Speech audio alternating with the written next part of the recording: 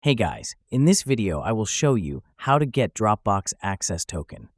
Alright, so let's begin with the video. To start, you'll first need to visit the Dropbox developer website. You can get there by navigating to dropbox.com and searching for the developer section. Once you're on the website, keep an eye out for the Create Apps button.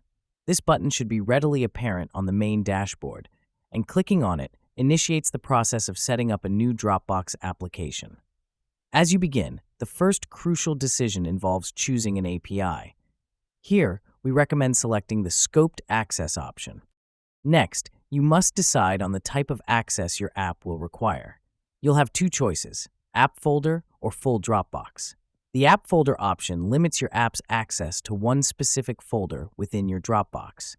However, if your application needs to interact with all the files in your Dropbox, you would choose Full Dropbox. Following your access decisions, it's time to name your app. This is the name that will represent your app both to you and your users. Once you feel satisfied with your choice of name, proceed by clicking on Create App. At this point, you're signaling to Dropbox that you're prepared to build a new application.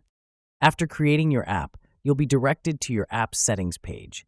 Here, you'll find various controls and configuration options. Scroll down this page until you find the section labeled Generated Access Token. This section allows you to create the key your app will need to access Dropbox. When you spot it, click on Generate.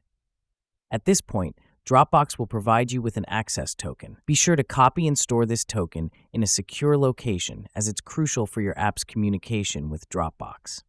And that's it. So that is how you can get Dropbox Access Token. So that's all for this video. Thanks.